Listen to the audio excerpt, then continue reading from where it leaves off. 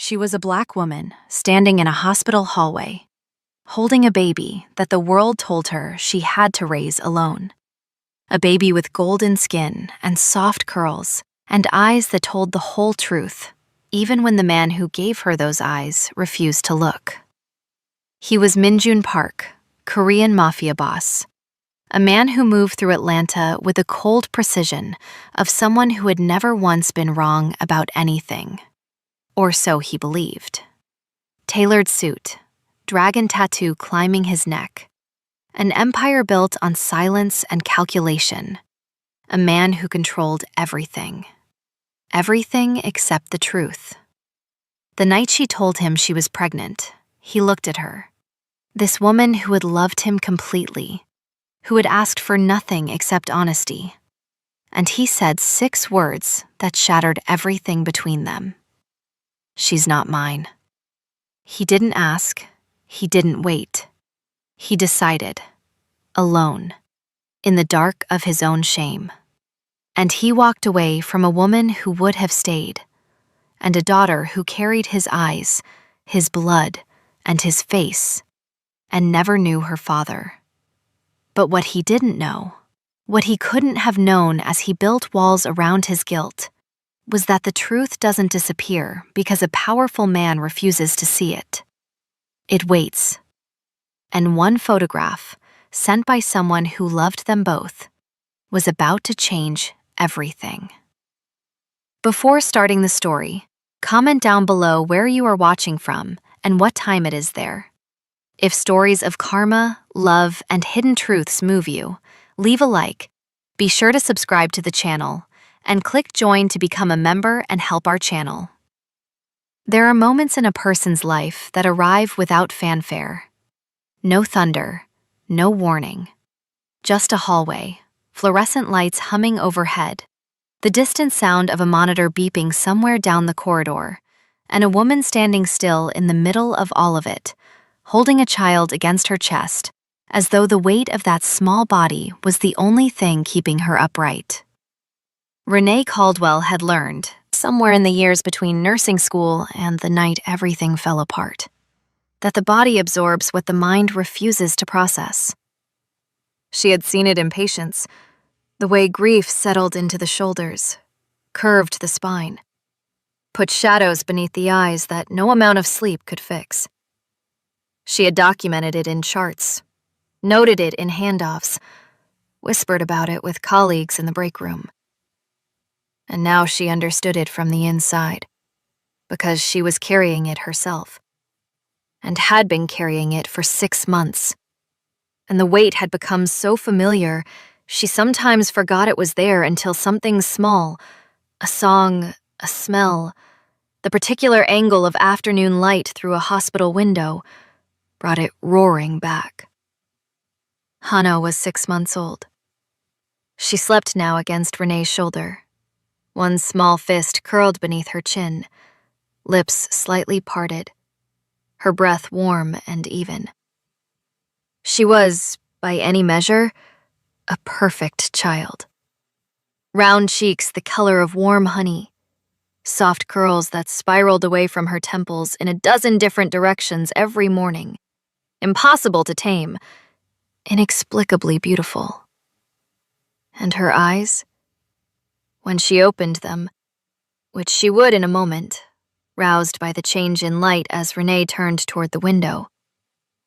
Her eyes were the kind of thing that stopped people in their tracks. Almond-shaped, deeply set, with a fold at the inner corner so precise, so specifically architectural, that anyone who had ever looked closely at Min Jun Park would have recognized it immediately. Renee had recognized it. She had recognized it from the first week, and it had broken her heart in a way she didn't have the language for. Because how do you grieve the fact that your daughter carries the face of the man who looked at her and said she wasn't his? She turned from the window. The hallway stretched before her, empty for a moment, the way hospital hallways sometimes go quiet between the storms of need. She had 40 minutes before her next shift began. She had come in early not because she needed the overtime, though she did, but because the apartment felt too large in the mornings, too quiet in the particular way that empty spaces feel when you are used to a presence that is no longer there. It was better to be here, where the sounds were clinical and purposeful, where there was always something that needed doing, where she could press her competence against the day like a shield. She had been doing that for 6 months. She intended to keep doing it indefinitely.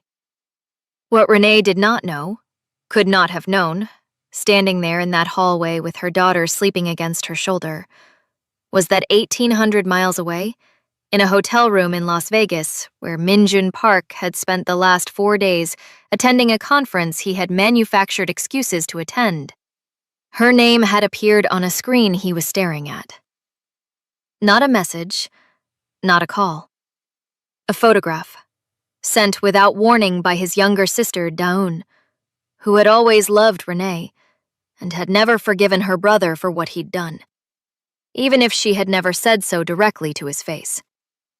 The photograph was simple. It showed a baby lying on a cream-colored blanket, arms stretched wide in that particular pose of infant abandon, face turned slightly toward the light. And her eyes were open. And even in the photograph, even reduced to pixels on a phone screen, even without the warmth and dimension of real life, they were unmistakably, undeniably his. Min-jun Park had stared at that photograph for 11 minutes without moving. He knew this because the screen had gone dark twice and he had unlocked it again, needing to look. Needing to confirm what he was seeing, needing to understand why the shape of those eyes was tearing something open in his chest that he had spent 6 months carefully, methodically sealing shut. He was not a man who unraveled. He had built an entire identity on the opposite principle. He was Min-jun Park. He was 36 years old. He had built something from almost nothing, had taken the infrastructure of his father's small import operation and transformed it into something that moved across 4 states and generated numbers that his accountants sometimes had to explain to him twice. Not because he didn't understand finance, but because even he occasionally found the scale of it difficult to absorb. He had done all of this with patience and precision, and the particular kind of cold clarity that comes from learning very young that emotion is a liability. He had learned that lesson in Seoul at 14, watching his father lose everything in a week because he had trusted someone he loved. He had carried that lesson to Atlanta, had repeated it to himself like a scripture, had built it into the architecture of every decision he made. And for 22 years, it had served him. Until Renee. She had arrived in his life at an angle he hadn't anticipated. He had attended that health conference as a public relations gesture. His legal team had suggested more visible philanthropy, something to soften the profile. And a significant donation to community health clinics had seemed clean and manageable.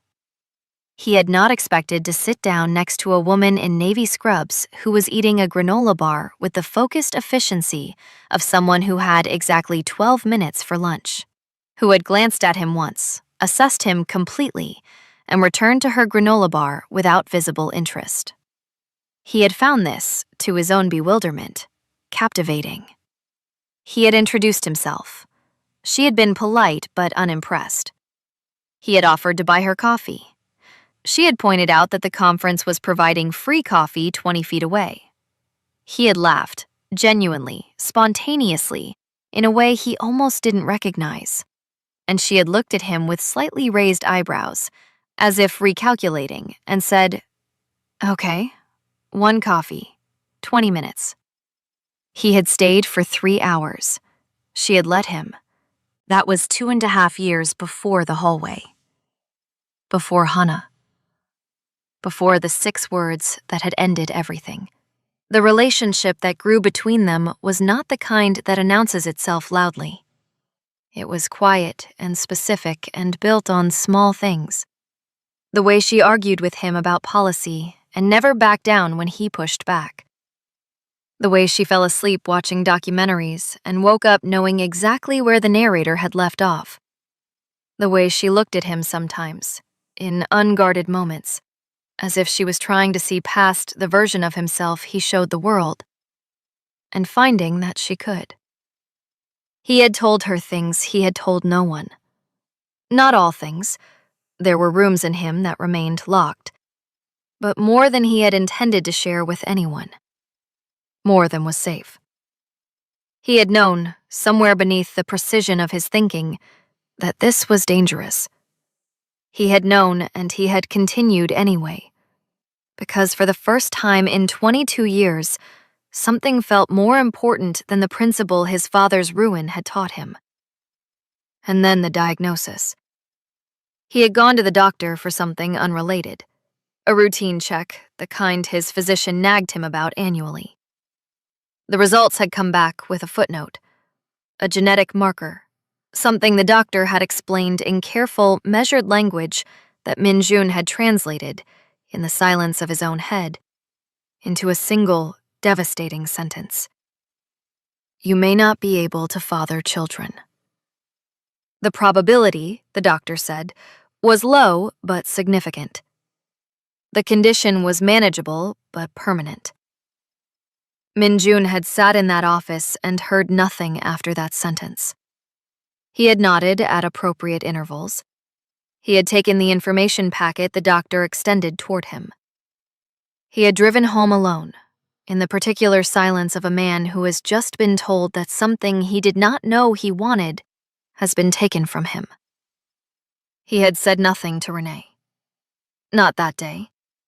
Not the following week, when she had called twice and he had answered briefly, with excuses. Not the week after, when he had disappeared entirely, going north to New York on business that could have waited, telling himself he needed time to think. Knowing the truth was that he did not know how to tell her something that made him feel, for the first time in his adult life, like less. He had not told her because telling her would have required him to admit that the diagnosis had shaken something fundamental in his sense of himself. And Min-jun Park did not admit to being shaken. So when he returned, 3 weeks later, and she had met him at the door with eyes that said she had rehearsed this conversation and news that rearranged everything. When she had taken his hand and told him, carefully, with the particular precision of a woman who has thought very hard about how to say a thing. When she had said she was pregnant. He had heard it through the filter of everything he had not told her. And the math he did, in the silence that followed, was the wrong math. It was the math of a man who had been told he probably couldn't, who had taken probably and made it certainly, who had taken a medical footnote and built a verdict from it. It was the math of a man who was afraid and ashamed and too proud to say either of those things out loud. She's not mine, he had said. 6 words. Quiet. Certain. Final. And little did he know, could not have known, standing there in the doorway of the life he was dismantling with his own hands, that he was about to spend the next 6 months living inside the most catastrophic miscalculation of his life. Not a business error, not a strategic failure. Something far simpler and far more devastating than that. He had looked at the truth and called it a lie.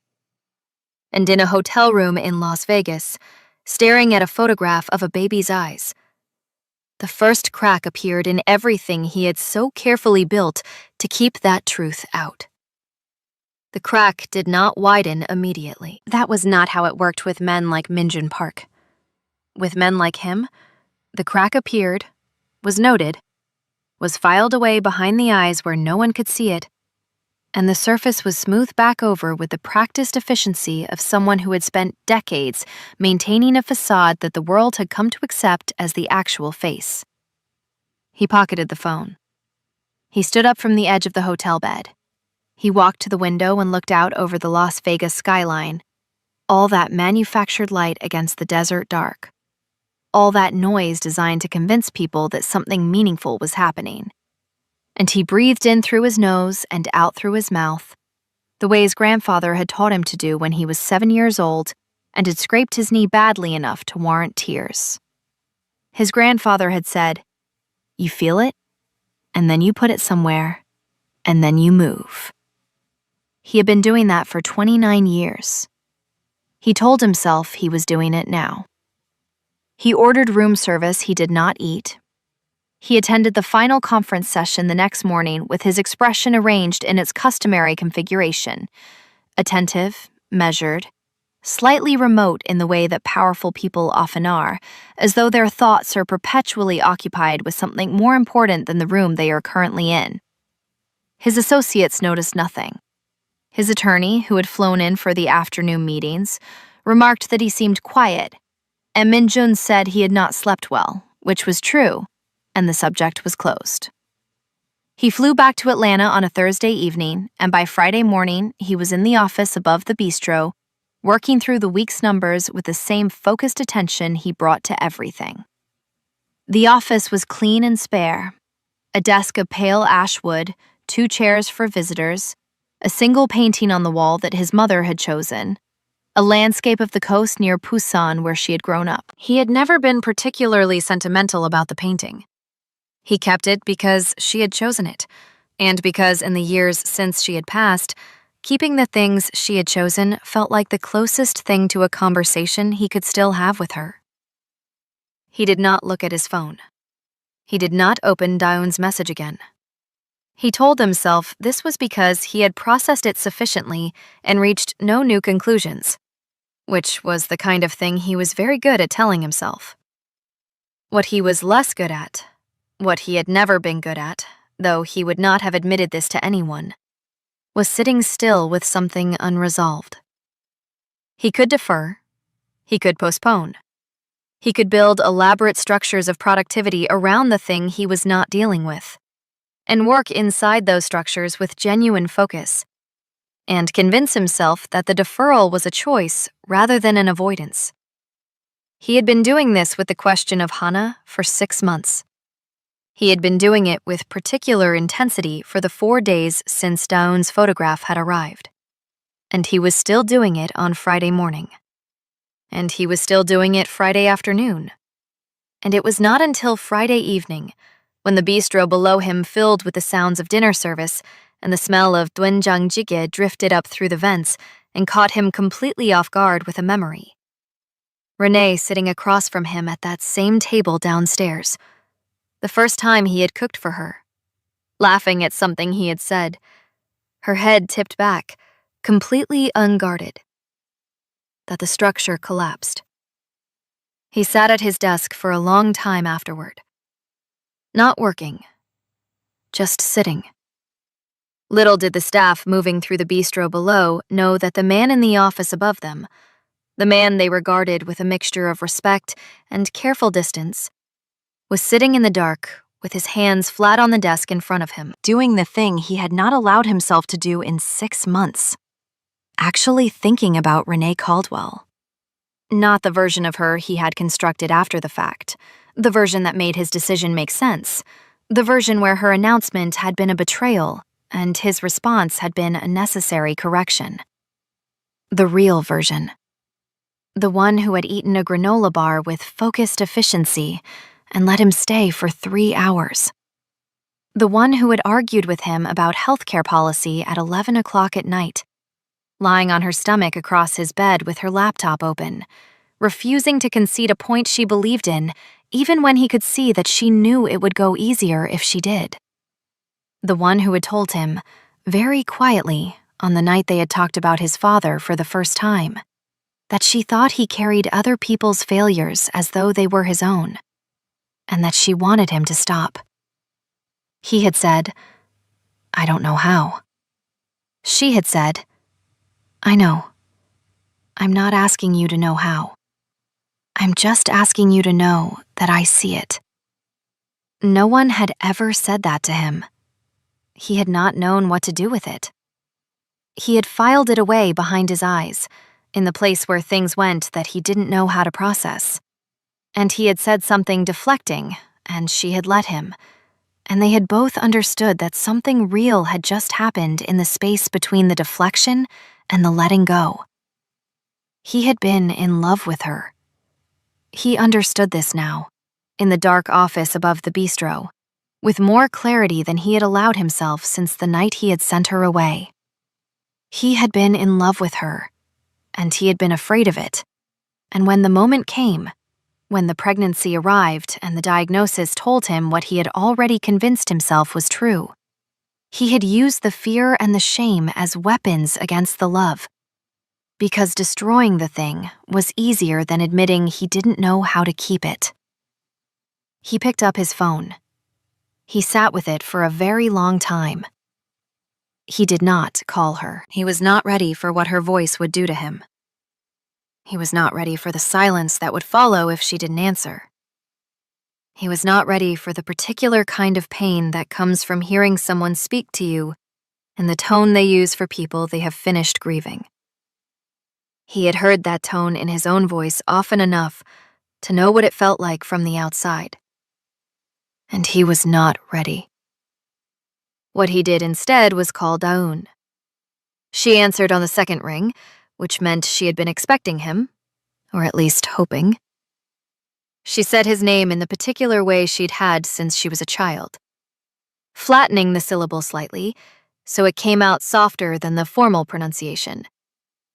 And the familiarity of it did something to him that he was barely able to contain. "Why did you send that?" he said. "Because you needed to see it." "Daoun." "Oppa." Her voice was quiet, but not gentle. It had an edge to it that she had not always possessed, that she had grown into over the past 6 months. An edge that told him she had been angry at him for a long time and had decided, apparently, that the time for softness was over. "I watched what you did to her. I was there when she came to pick up her things, and she didn't cry. Not once. Not in front of me. And I know what that means. That doesn't mean it didn't break her. That means she was too dignified to fall apart in your apartment." He said nothing. "The baby has your eyes," Daoun said. "She has your eyes and grandmother's nose, and the way she holds her hands when she's thinking about something, she holds them exactly the way you do. I noticed it when she was 3 weeks old, and I didn't say anything because I didn't know what to say. But I'm saying it now because someone has to. The doctor told me. I know what the doctor told you. You told me at the time. I also know that you took one piece of information and turned it into a certainty, and used that certainty to hurt someone who never hurt you." A pause. Then, more quietly, "You were scared. I understand that. But Renee didn't do anything wrong. And Hannah is 6 months old, and she doesn't have a father. And you are sitting in that office right now, not talking to anyone and telling yourself you're thinking, when really you're just waiting for a way to feel less terrible that doesn't require you to do anything hard." The accuracy of this was so precise that it landed like a physical thing. "What do you want me to do?" he said. And he heard, to his own humiliation, that his voice had changed, that something beneath the control had shifted. "I want you to find out the truth," she said. "Actually find out, not assume, not calculate. Do the test. And then figure out what you owe to that little girl and to Renee, and maybe even to yourself. And do it. Whatever it is, just do it." She hung up before he could respond. He sat in the dark for a long time. Below him, the bistro sounds continued. The clean percussion of plates, the low murmur of conversations, someone laughing near the bar. The ordinary sounds of a world proceeding without regard for the fact that something was quietly coming undone above it. The next morning, he drove to the hospital. He had not planned a speech. He had not prepared an approach. He had, in fact, spent the entire drive telling himself he would simply park, sit in the car, determine whether the impulse was genuine or reactive, and drive away if necessary. This was the kind of procedural self-permission he had always given himself. The illusion of an exit as a precondition for taking the step. He parked. He sat in the car for 4 minutes. Then he got out. The hospital lobby was bright and purposeful in the way that hospitals always are in the mornings. The particular choreography of shift changes, the clusters of scrubs moving with direction, the visitors who were already here so early because they had nowhere else to be. He stood near the reception desk, and he was aware, with uncomfortable clarity, of how strange he looked here. The terse suit, the neck tattoo visible above his collar. The way people glanced at him once, and then recalibrated their assumptions. He had always moved through spaces like this, spaces with different rules, different codes, with the careful self-possession of someone who understood that visibility was a vulnerability. Today, he stood there anyway. He asked for Renee Caldwell. The receptionist looked at him with the polite skepticism of someone trained to manage difficult people gently and said she would let the floor know. He found a seat. He sat in it. He waited. He waited for 3 hours and 12 minutes. He knew this because he had stopped looking at his phone, stopped giving himself access to the procedural world of messages and updates and the perpetual forward motion of business, and had instead sat with the waiting itself, which was its own kind of discipline. People came and went. A child across the waiting room fell asleep against her grandmother's arm. A man in his 60s sat with his hands clasped and his eyes on the middle distance, doing the particular calculations of someone waiting on news that might not be good. Min-jun watched all of it. He did not reach for his phone. And then the elevator opened, and Renee walked out. She was in her scrubs, the navy blue ones that she always wore on her long shifts, and she had Hana in a carrier against her chest. The baby awake now, head tilted to the side, those eyes open and moving with the particular focused curiosity of infants who are beginning to understand that the world contains more information than they have yet catalogued. Renee was speaking to a colleague as she came through the elevator doors, nodding at something the other woman was saying, her professional composure complete and settled around her like a second skin. And then she saw him. The composure didn't break. That was the first thing he noticed. It shifted. Some small internal rearrangement that only showed at the edges, in the slight straightening of her spine, the way her hand moved to rest against Hana's back in a gesture that was both protective and steadying, as if she were drawing something from the contact. She said something brief to her colleague. The colleague looked toward Min-jun, looked back at Renee, squeezed her arm once, and walked away. And then there were 10 feet of hospital corridor between them, and nothing else. Renee looked at him for a long moment. Then she said, in a voice that was quiet and level and contained every month of the past 6 months inside it like sediment, "You have a lot of nerve." And Min-jun Park, who had built an empire on the principle that he was always the most certain person in the room, had no answer for that. Because she was right. And they both knew it. And Hana, between them in the carrier, turned her head toward his voice when he had said nothing at all. Just the sound of his breath. Just the particular frequency of his presence in the air. And looked at him with eyes that were, unmistakably, exactly like his own. She did not invite him to sit down. She did not soften. She stood in that corridor with 10 feet between them, and her hand pressed flat against Hana's back, and she waited. Because she had learned it the hard way, in the months since he had said those 6 words and closed the door behind him, that she did not owe anyone her comfort. Not even him. Especially not him. Min-jun took one step forward. Just one. As though testing the weight of the ground between them. "I need to talk to you," he said. "I gathered that," Renee said.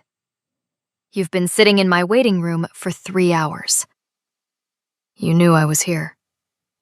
The receptionist told me 20 minutes after you arrived." She held his gaze without effort. "I finished what I was doing first." This, too, landed with precision. He had come here expecting... what exactly? He had not let himself construct an expectation, because expectation was the first step toward a particular kind of vulnerability he had spent his life avoiding.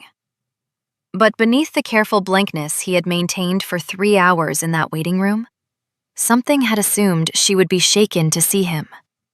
Something had assumed, in the arrogant and unexamined way that certain kinds of men assume things about the women they have hurt, that his presence would constitute an event in her life, a disruption, something that would require her to gather herself. And instead, she had finished what she was doing first, and arrived composed, and was looking at him now the way she had always looked at him when she had already decided something, and was simply waiting for him to catch up. "I saw the photograph," he said. "Thaun sent me. I know what Thaun sent you." A pause. "She told me she was going to." He had not known that.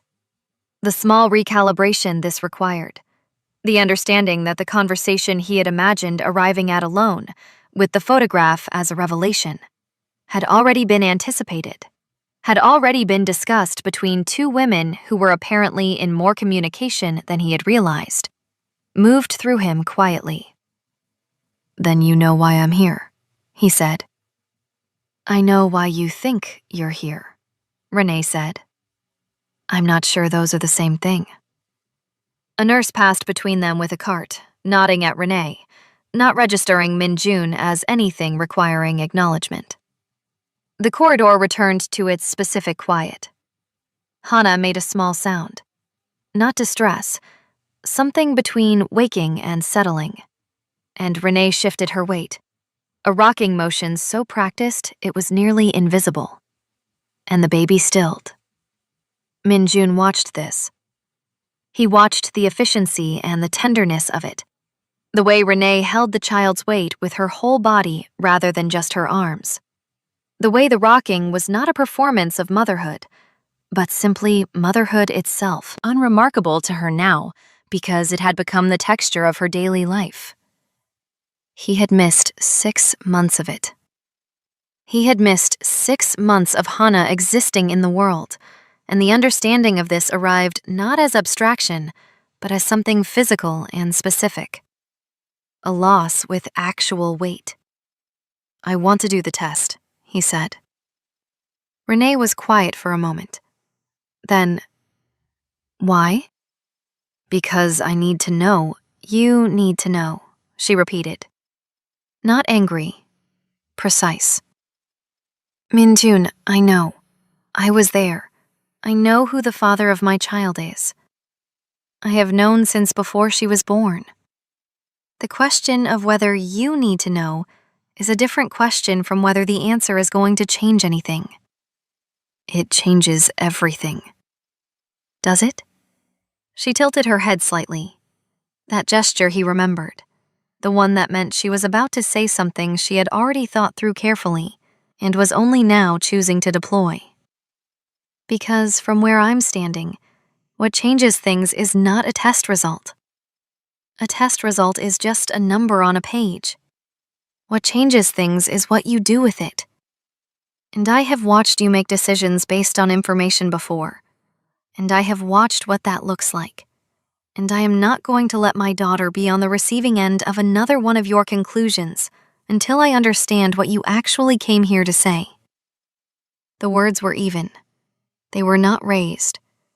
They were, in their very calmness, more devastating than anything shouted. Little did Minjun know, standing there in that corridor absorbing the full and measured weight of what she had said, that this moment, this specific exchange, this 10 feet of institutional tile between them, was the moment that would define every moment that came after it. Not the test, not the result. This. Whether he could stand inside the truth of what she was saying and not deflect, not manage, not reach for the procedural response that had always saved him from the actual conversation. He said, "I was told I couldn't have children." The corridor did not change. The lights did not shift. Hana made another small sound and settled again. But something moved across Renee's face. Not softening, not yet, but a recalibration. A taking in of new information the way a precise mind takes in new information. Absorbing it, holding it, not yet deciding what it means. "Tell me," she said. And he told her. Standing in that corridor, without the desk between them, without the terse suit and the controlled expression doing their usual work, he told her about the appointment and the genetic marker, and the doctor's careful language, and what he had done with that language inside his own head, alone, in the silence of his car in the parking garage below the medical building. He told her about the 3 weeks he had been absent, and what he had been doing in those 3 weeks, which was not business, which had never been business, but rather the elaborate avoidance of a conversation he did not know how to begin, because beginning it would have required him to say out loud that he was afraid of being less than she deserved. He told her this, and it cost him something. She could see it costing him. That was not nothing. But Renee Caldwell had also spent 6 months building something. Not a wall, exactly.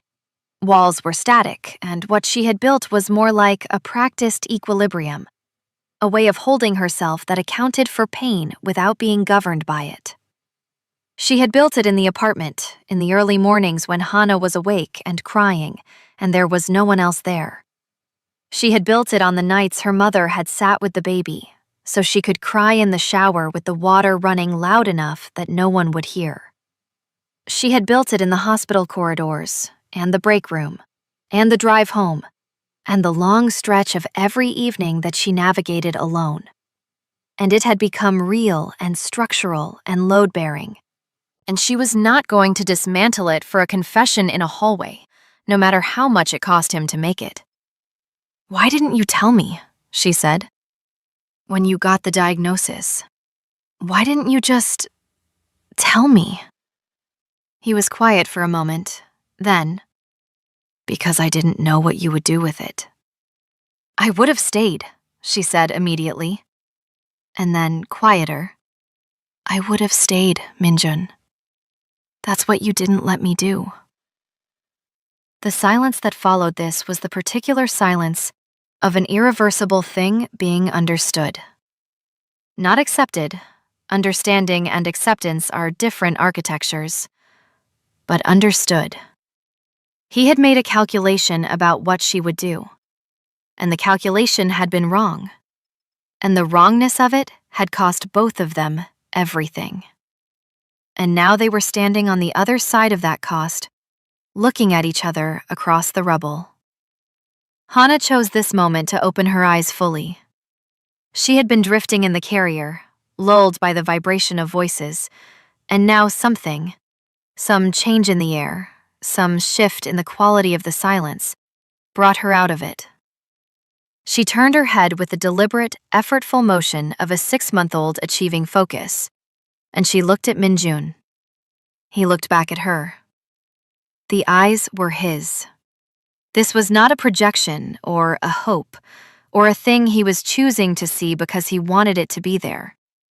They were his in the specific way that certain genetic expressions are undeniable. Not just the shape, though the shape was unmistakable, that deep-set almond with the precise epicanthic fold that the Park family called, with the casual pride of people who do not question their own distinctiveness, the family mark. It was also the quality of attention behind them. The way she was looking at him was the way he looked at things he was trying to understand.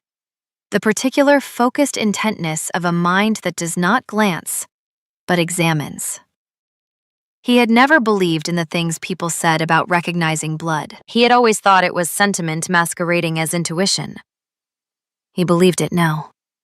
Standing in that corridor, looking at a 6-month-old child who was looking back at him with his own eyes and his own attention and something in her expression that was entirely her own and entirely new. He believed it with a completeness that left no room for the architecture of doubt he had spent 6 months constructing. "Her name is Hannah," Renee said. Her voice had shifted, fractionally, but he heard it, because he had always heard the things that moved in the frequencies beneath what she said. There was something in the way she said it that was not a concession, but was perhaps the opening of a door. Narrow and provisional. Not an invitation, but not a refusal either. "Hannah," he repeated. The baby turned toward his voice. Just slightly. Just enough. Something happened in Minjin Park's chest that he had no existing vocabulary for. He had experienced many things in 36 years. Ambition, loss, anger, the particular cold satisfaction of having outmaneuvered someone who thought themselves untouchable. But this was different from all of those. This was something arriving rather than something achieved. Something given rather than taken. And he had so little practice with that mode of experience that for a moment, he simply did not know what to do with his own face. He looked up from Hannah to Renee. Renee was watching him with the eyes of a woman who had already done her grieving and was now doing something harder, which was deciding. Not forgiving. She was not there, and she might not get there, and she was not going to pretend otherwise. But deciding. Weighing the man in front of her against the man who had said those 6 words. Trying to determine whether there was enough distance between those 2 versions to make the next step possible. "I want the test," he said again. But it was different now. The same words carrying different weight. Not the words of a man demanding proof, but the words of a man asking for the chance to make the proof official. To have a number on a page that would allow the world, and himself, and her, to name what his eyes had already confirmed. Renee looked at him for a long moment. "I'll think about it," she said. It was not a yes. He knew better than to receive it as one. But it was not a no either. And a no was what he had deserved, and they both understood that the gap between what he deserved and what she was offering was a measure of something. Her generosity, her pragmatism, the fact that Hannah existed in the world and would one day ask questions that deserved answers. He nodded. Once. "I'm still in the building on Peachtree," he said. "The same number." "I know where you are," she said. Of course she did. He nodded again. He looked at Hannah one more time.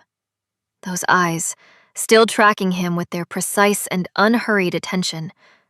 And then he turned and walked back toward the elevator, because staying longer would have been asking for more than she had offered. And for once in his life, he was going to take exactly what was given, and not reach for the rest. He was halfway across the lobby when he heard her voice behind him. Not calling. She did not raise her voice, had never raised it, not once in 2.5 years. But carrying, in the particular way that some voices carry without effort. "Minjun." He stopped. Turned. She was standing where he had left her, Hannah in the carrier against her chest, one hand still resting on the baby's back. Her expression was not warm. It was not cold either. It was the expression of a woman who has made a decision she is not entirely certain about and has made it anyway. because certainty is a luxury that responsible people cannot always afford. The DNA clinic on Piedmont, she said. Saturday morning, 9 o'clock. She did not wait for his response. She turned and walked back toward the elevator, and the doors opened as though the building itself had been waiting for her, and she stepped in, and they closed behind her. Minjun stood in the lobby for a moment after she was gone.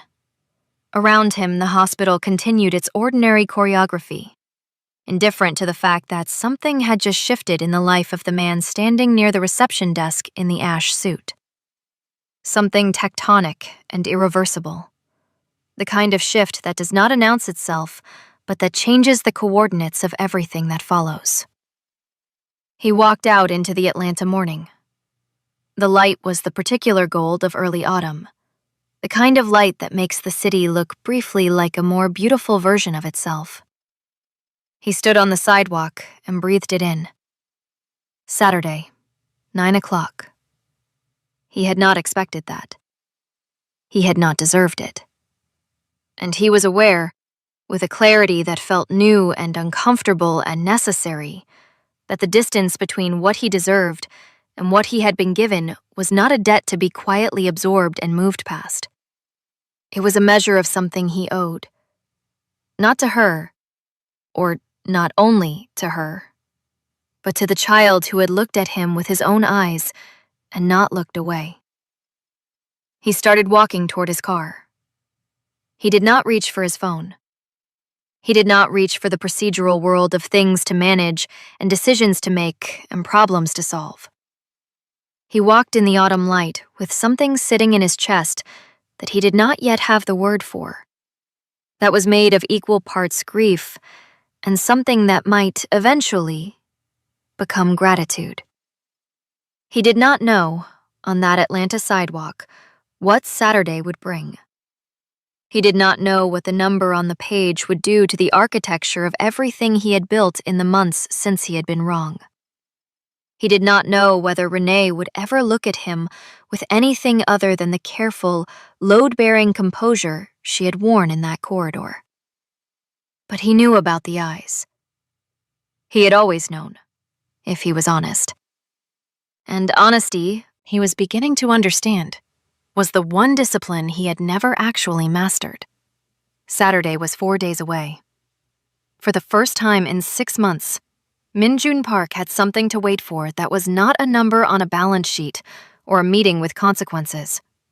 Something that could not be managed or anticipated or controlled. Something that simply had to be arrived at, with whatever he was able to bring. He got in the car. He drove home. He did not call his attorney. He did not call his operations manager. He sat in the car in the underground garage for 3 minutes after he turned off the engine, in the quiet, and he let himself feel the full weight of what was coming without putting it anywhere. His grandfather had said, "You feel it, and then you put it somewhere, and then you move." For once, he was only going to do the first part. Saturday arrived the way significant days sometimes do, without the ceremony they deserve, dressed in the ordinary clothes of any other morning.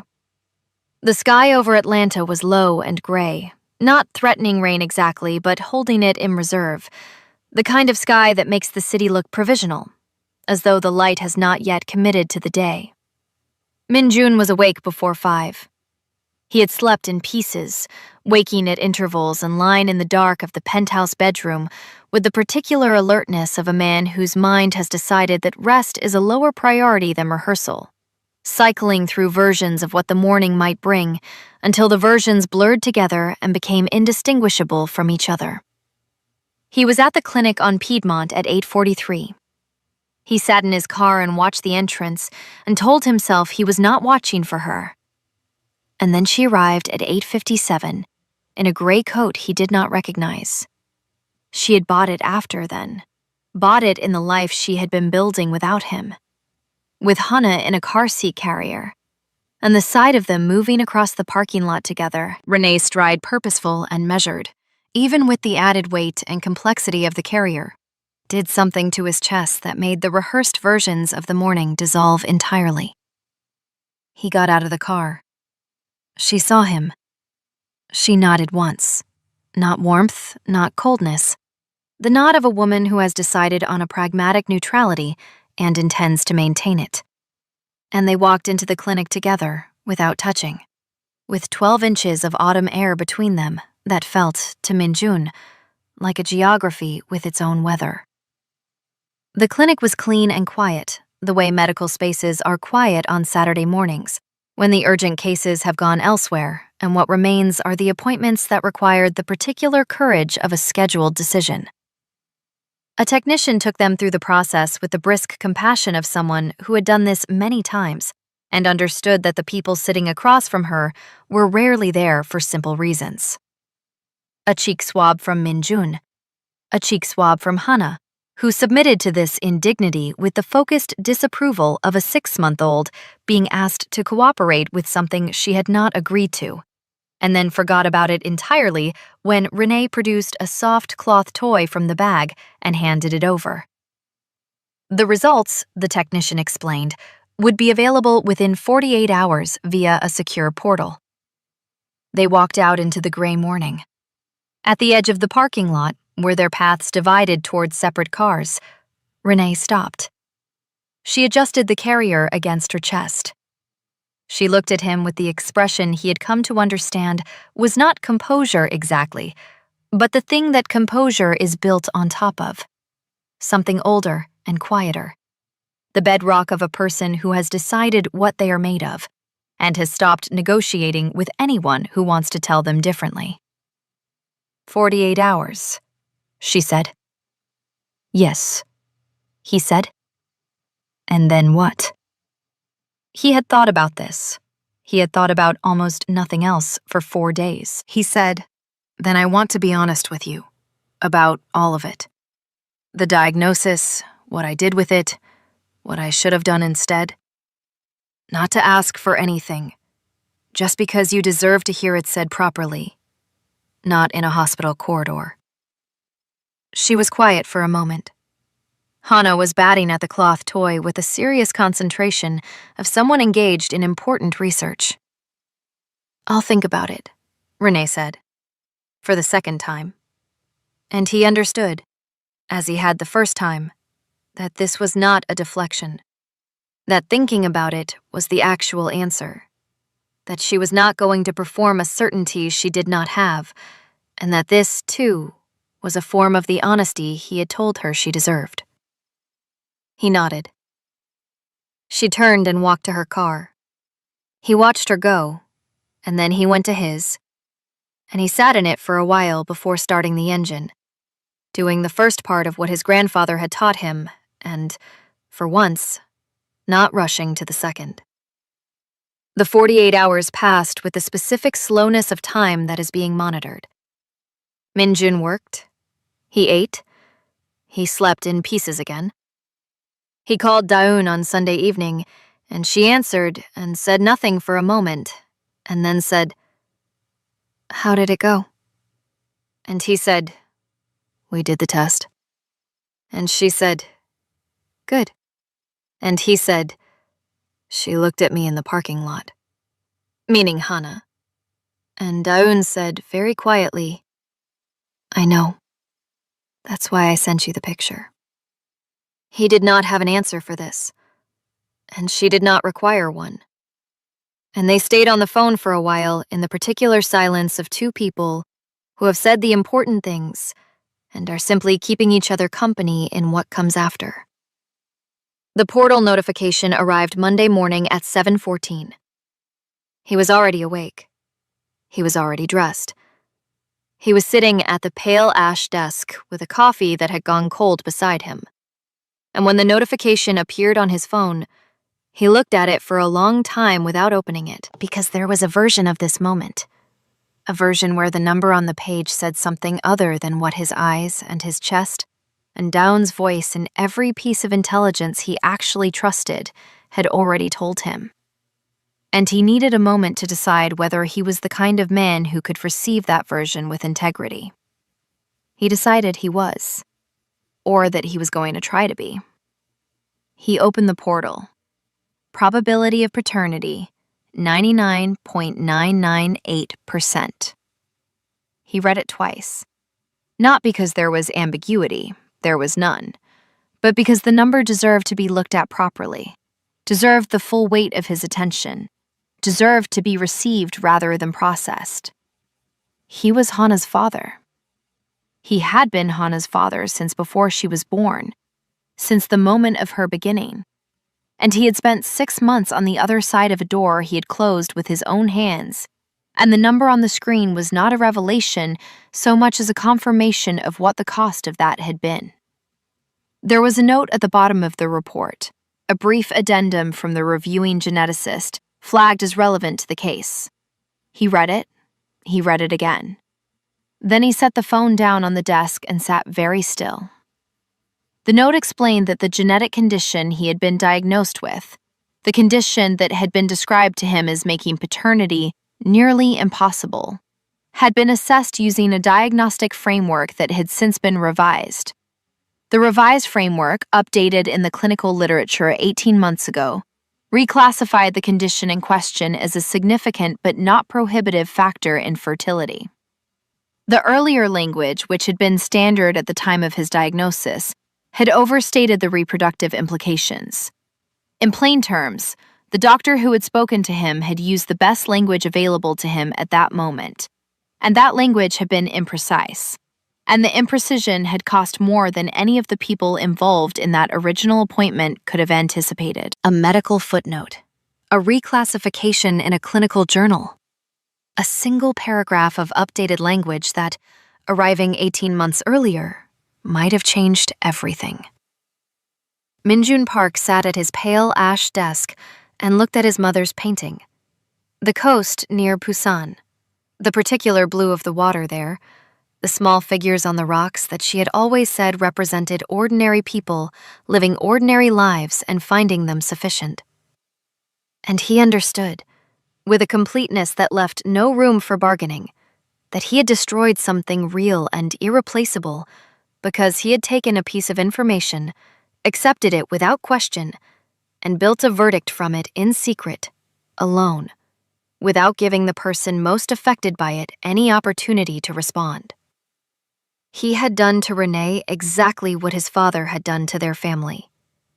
He had decided, in the privacy of his own fear, what the truth was. He had not checked. He had not asked. He had not said in the simplest possible language, "I am afraid, and here is what I have been told, and I need you to help me understand what it means." He had done none of those things. He had simply decided, and acted on the decision, and left her to absorb the consequences of a choice she had not been invited to participate in. The irony of this, that a man who had built everything on the principle of not repeating his father's mistake had repeated it in the most fundamental way, not through trust betrayed, but through truth withheld, arrived not as a revelation, but as a weight, quiet and total. The kind of understanding that does not spark or flash, but simply settles, the way sediment settles, the way the ground absorbs rain. He picked up the phone. He called Renee.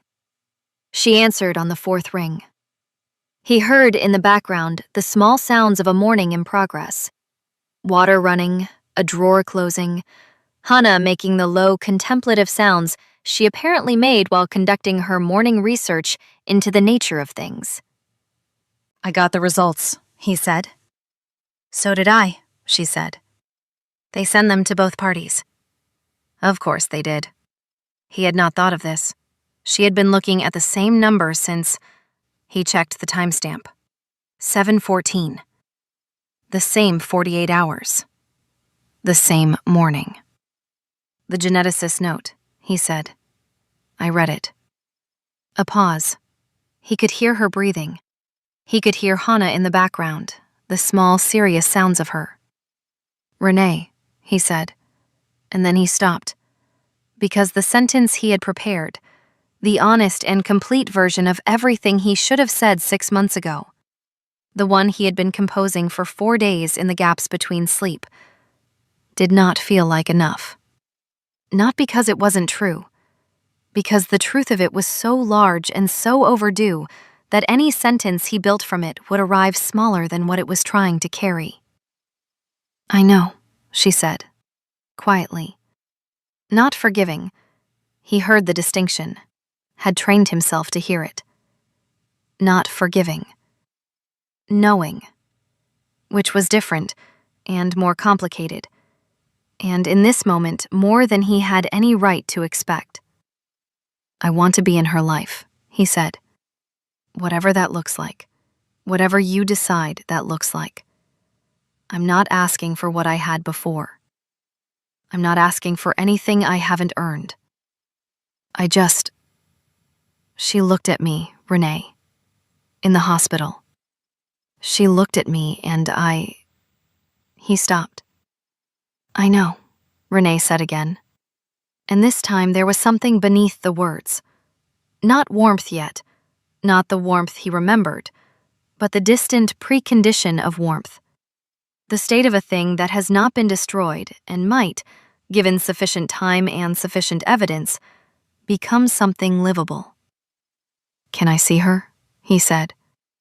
The pause that followed this was the longest pause of his adult life. Longer than the wait in the hospital waiting room. Longer than the 48 hours of the portal. It was the pause of a woman doing the hardest kind of arithmetic. Not numbers, but people. Not probability, but trust. Weighing a man's stated intentions against his demonstrated history, and finding a path between what he had been and what he might be allowed to become, for the sake of a child who deserved a father, and a mother who had decided that her own dignity was not negotiable, and that both of those things could be true at the same time. "Sunday," Renee said. 1 hour. My mother will be there." He almost said, "Thank you." He stopped himself, because thank you was not enough and also too easy. The kind of phrase that lets the person saying it feel they have acknowledged something, when what they have actually done is found the quickest available exit from the weight of it. Instead, he said, "Sunday. I'll be there." "Minjun." Her voice changed slightly. Not softer exactly, but different, carrying something she was choosing to say in spite of the cost of saying it.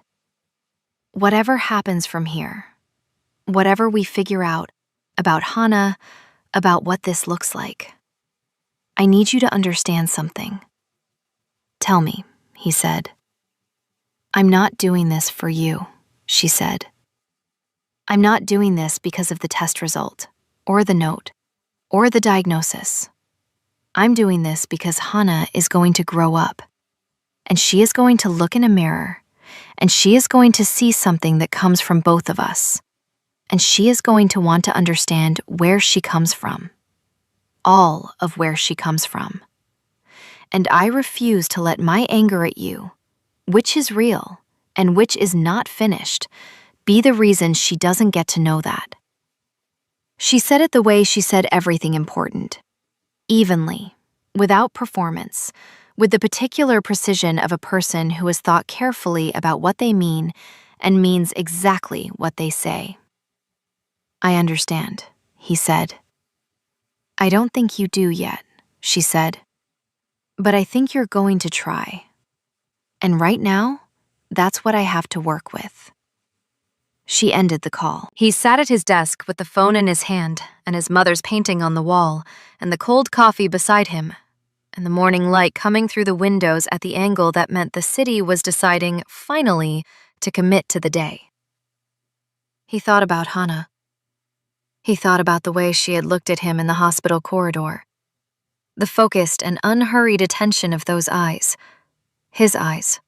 The family mark.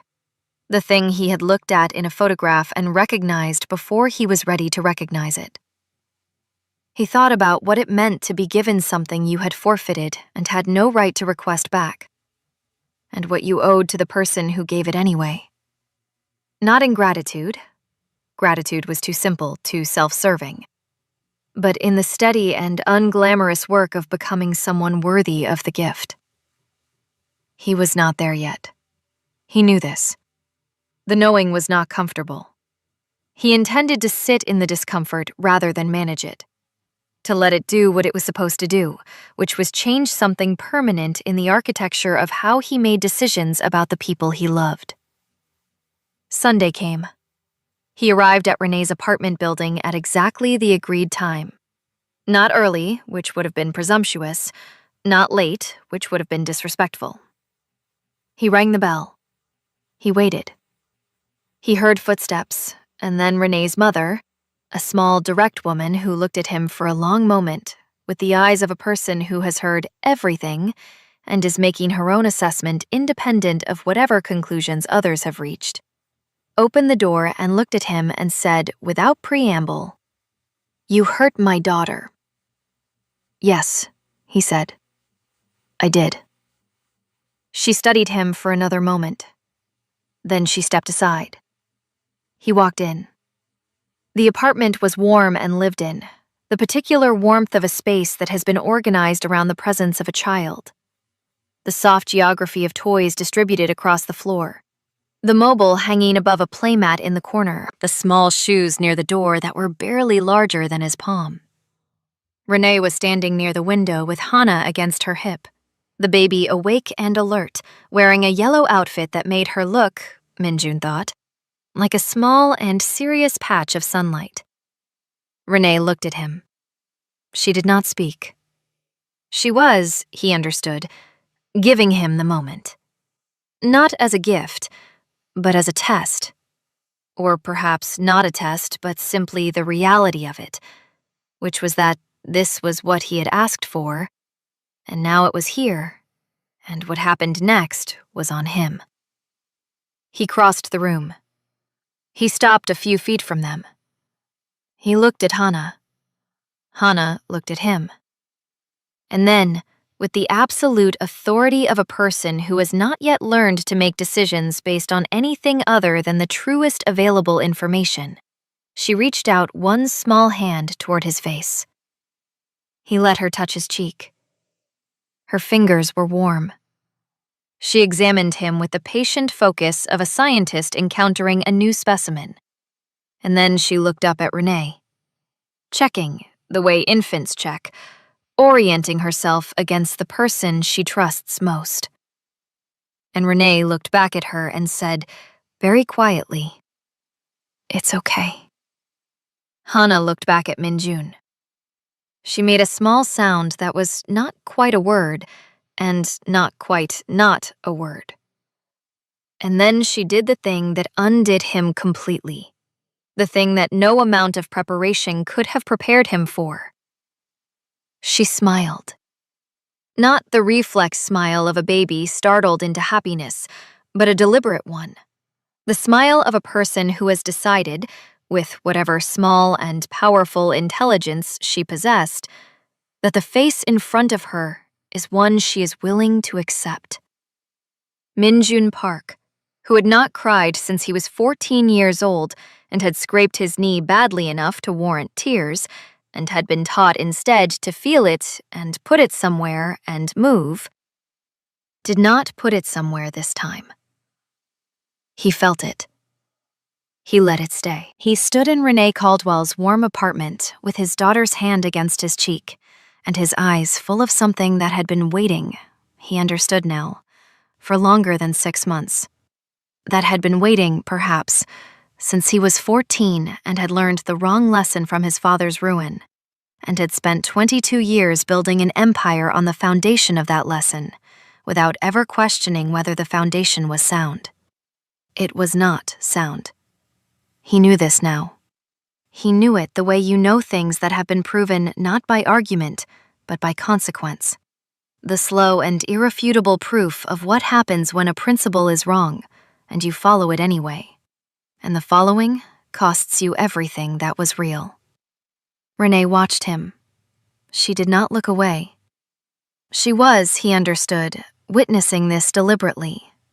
Not to be cruel, and not to be kind, but because she believed that a person should have to stand fully inside the truth of what they had done and what it had cost and what it might yet become, without the mercy of being looked away from. She had always believed this. It was one of the things he had loved about her, back when he had been allowing himself to love things.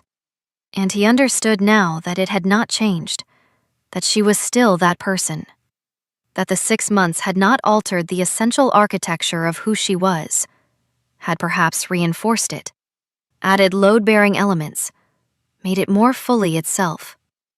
And that this, too, was something he had lost and could not simply reclaim, but might, with sufficient patience and honesty and time, be permitted to witness from nearby. That was what he had. Nearby. Sunday. 1 hour. His mother's painting on a wall in an office above a bistro. A test result on a portal. A geneticist note about revised language that had arrived too late to prevent the damage, and in time, just barely, to begin naming it. And Hannah with her hand against his cheek, and his eyes and her mother's steadiness, and the particular smile of a person who has not yet learned to protect herself from the world, and is therefore able to receive it fully, without the elaborate architecture of defense that adults spend their lives constructing and dismantling and reconstructing, and that in the end, he was beginning to understand, never quite keeps out the things that matter. When the hour was over, he stood at the door.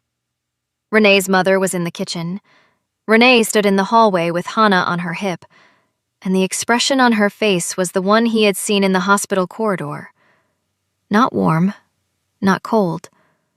The expression of someone who has made a decision they are not certain about and has made it anyway. "Same time next Sunday?" he said. She looked at him for a moment. Then, "Same time next Sunday."